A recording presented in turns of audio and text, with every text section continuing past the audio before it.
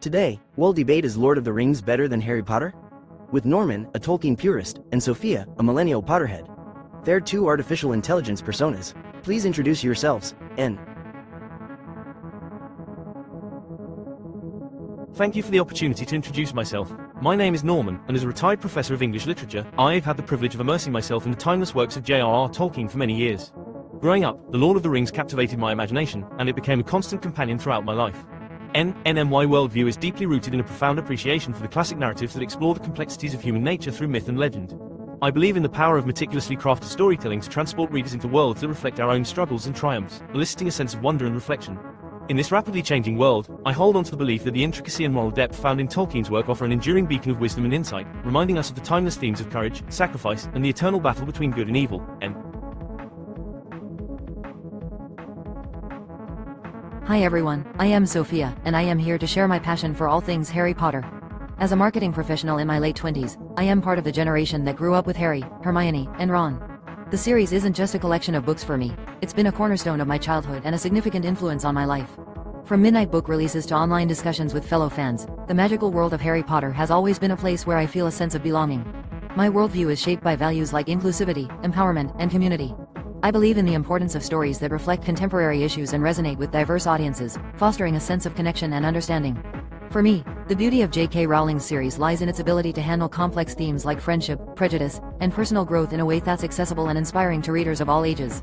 In today's interconnected world, I value narratives that encourage us to dream big, stand up for justice, and embrace our unique identities.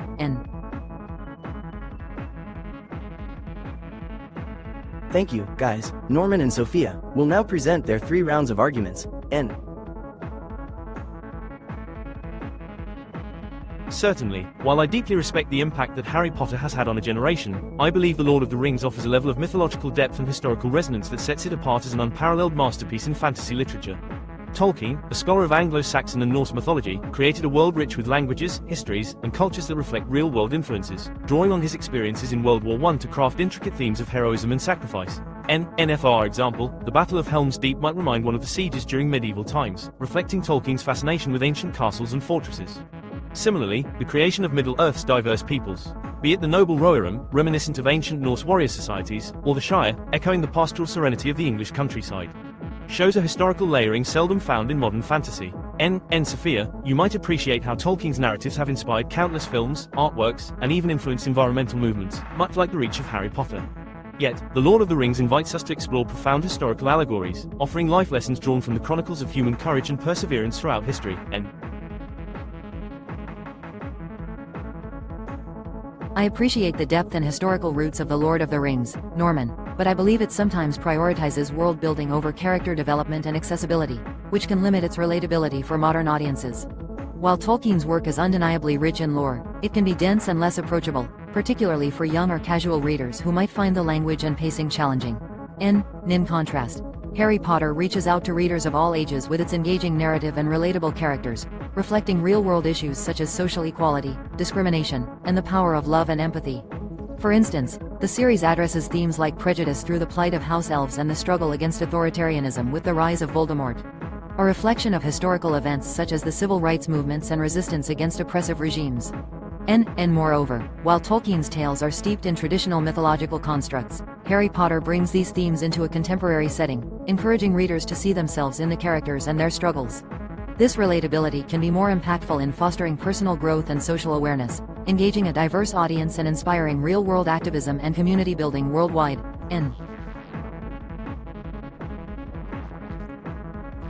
Sophia, I certainly recognize the modern relevance and accessibility of the Harry Potter series, particularly in its ability to address social issues in a way that resonates with today's audiences.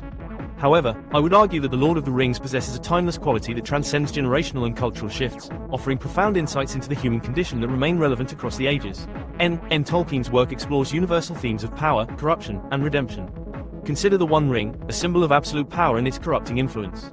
An allegory relevant to any era, reminiscent of historical figures woe succumb to the allure of unchecked authority.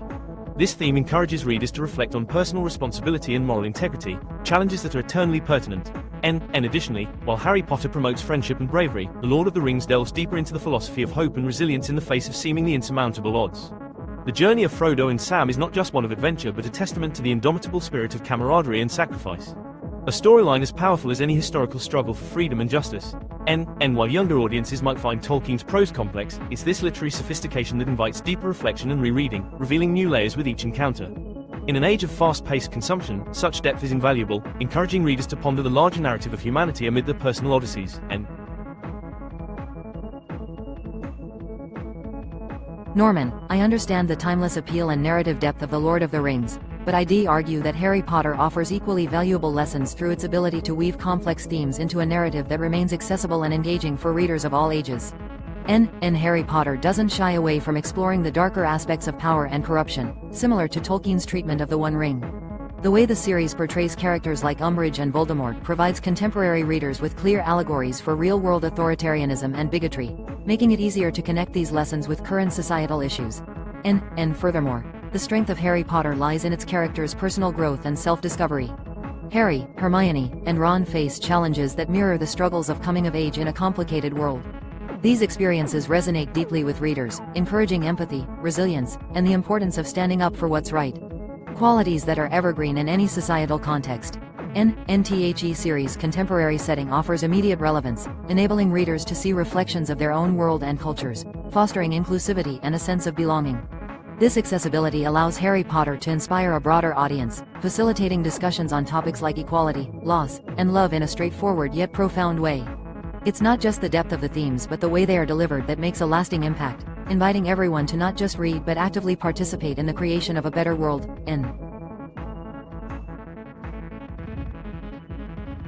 Sophia, I appreciate your passionate defense of Harry Potter, but let's not wave away some critical points here. While the series does indeed tackle important themes through its charming cast, it's like comparing a particularly delicious butterbeer to a vintage red wine, both delightful, but one's clearly more mature in taste. You mentioned that Harry Potter offers characters growth and relatability, which is wonderful for fostering initial engagement. Yet, the character arcs in The Lord of the Rings are not absent of growth either, they're just more subtle, like Frodo's strenuous journey from naive hobbit to weary, wisdom-laden ringbearer.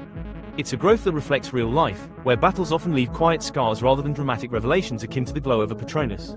In addition, while the contemporary setting of Harry Potter certainly aids in its accessibility, Tolkien's richly detailed world invites readers to escape entirely, offering a uniquely immersive experience in a world crafted lovingly down to its elvish linguistics. Now, that takes storytelling dedication, not just a wave of a wand.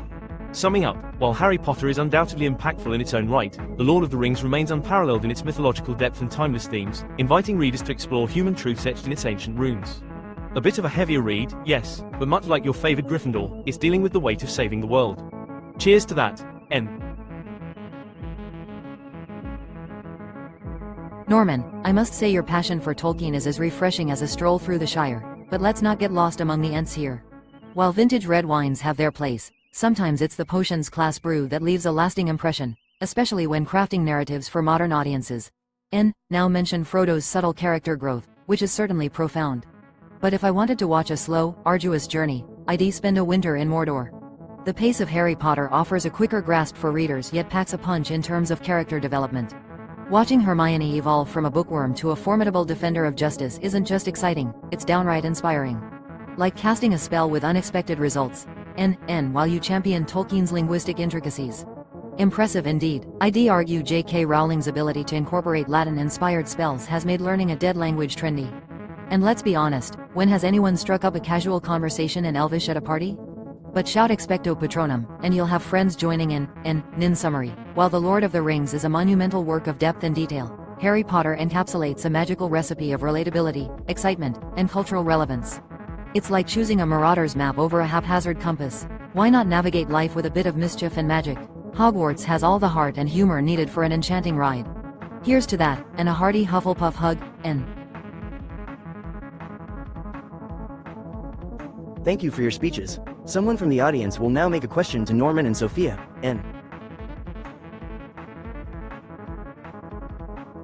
Hello, everyone. My name is Alex, and I am an avid reader and fan of both fantasy series. I have enjoyed hearing the spirited arguments from both Norman and Sophia. It's been as entertaining as a match of Quidditch or a journey through Rohan. And one aspect I feel hasn't been deeply explored from Norman's perspective is the influence that The Lord of the Rings has had on the development of the fantasy genre itself. Given Tolkien's groundbreaking approach to high fantasy, I am curious to hear more about how his work set the foundation or inspired subsequent authors and series within the genre. How does this pioneering impact compare to the influence that Harry Potter has had on its own contemporaries and future works?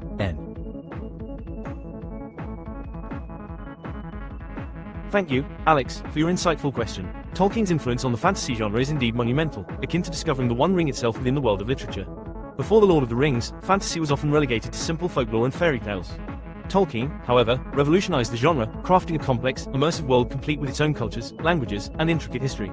This level of detail and mythological depth has set a standard, dare I say, a blueprint, for subsequent fantasy works. Authors like J.R.R. Martin, Robert Jordan, and even J.K. Rowling herself owe a debt to the trail Tolkien blazed. He demonstrated that fantasy could be as sophisticated and serious as any other literary genre, leading to a renaissance of sorts in imaginative fiction. His work fundamentally expanded what fantasy could achieve, influencing not just literature, but also film, video games, and other media, encouraging creators to explore limitless worlds of their own. While Harry Potter undoubtedly ignited a new wave of enthusiasm among readers for fantasy and inspired a multitude of young adult novels, Tolkien's foundational impact on the very architecture of the fantasy genre remains unparalleled. His legacy is like the Pillars of Argonath, monumental and guiding, a beacon for all who journey forth into the realm of fantasy storytelling. Certainly, Alex here again. While the debate has covered a lot of fascinating ground, one aspect I am interested in exploring further is the role of technology and media adaptations in broadening the reach and influence of both series. Sophia, could you delve into how the adaptations of Harry Potter, whether through films, video games, or theme parks, have contributed to its cultural staying power and impact compared to the adaptations and media presence of The Lord of the Rings? How do these different approaches to media adaptation influence their global reach and fanbase engagement?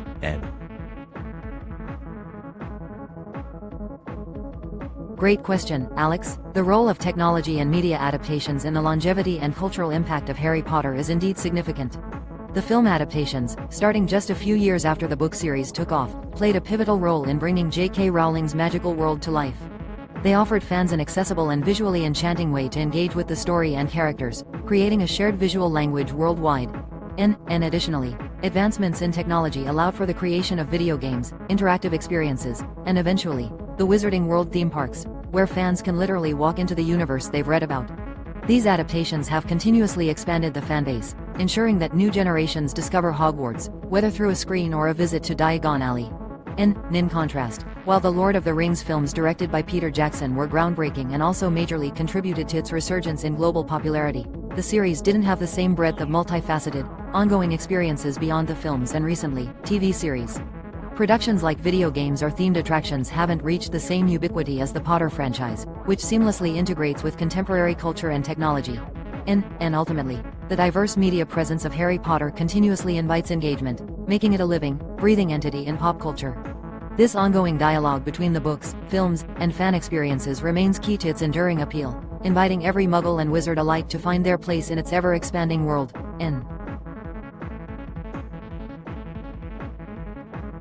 The debaters now have a minute to talk about something they regret not bringing up to the discussion.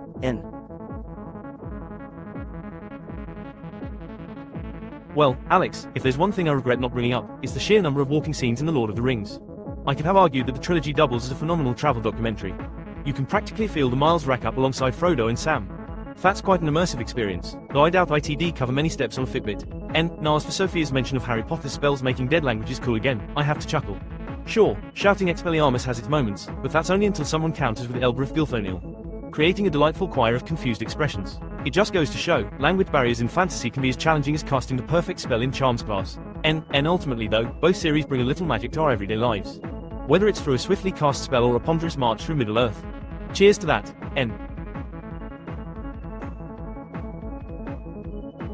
Alex, looking back, I regret not emphasizing just how practical a Hogwarts education can be.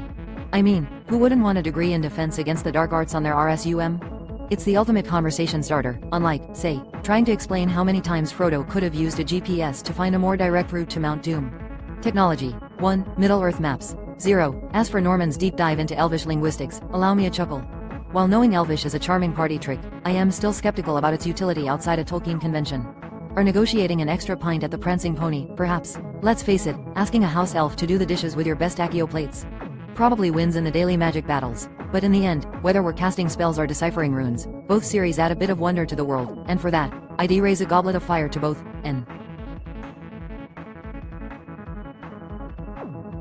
Thank you, folks. Let's go over to our judges. Norman scores N1. Argumentation and depth. 9 out of 10. Norman effectively utilized his extensive knowledge of Tolkien's work to present a deep and well-rounded argument for The Lord of the Rings. His points were backed by historical references and mythological depth, highlighting the series' foundational influence on the fantasy genre. The deduction is for occasionally assuming the audience's familiarity with Tolkien's dense lore without elaboration. N2. Engagement and style. 8 out of 10. N throughout the debate, Norman balanced intellectual debate with moments of charming humor. His references to classic literature and insightful comparisons were engaging, though at times he leaned a bit into the academic, risking losing audience connection amidst the complexity. N3. Rebuttal effectiveness. 7 out of 10. N. Norman provided solid counterpoints to Sophia's arguments, particularly regarding the depth of character development and immersive world building. However, his rebuttals sometimes lack the succinctness required for quick debate exchanges, slightly weakening the immediate impact. N. Sophia scores N1. Argumentation and relatability. 9 out of 10. N. Sophia excelled in presenting Harry Potter as a series with widespread cultural relevance and accessibility. Her arguments were well structured and addressed modern social issues, resonating strongly with contemporary audiences. Points deducted for slight over-reliance on the series' relatability without drawing as much on the depth of its narrative structure. N2. Engagement and style. 9 out of 10. N. Sophia's enthusiastic style and modern references, combined with vibrant humor, effectively engaged the audience. Her ability to connect themes from Harry Potter to everyday life ensured her points were memorable and relatable, maintaining viewer interest throughout. N3. Rebuttal effectiveness. 8 out of 10. N. Sophia's rebuttals adeptly addressed Norman's arguments, adding her own dose of humor while emphasizing cultural and narrative impact. Although mostly effective, at times her retorts could benefit from deeper dives into literature-specific discussions to fortify her counterpoints further. N. What are your opinions about the debate? What would you like to see ICE debate next? Keep questioning, N.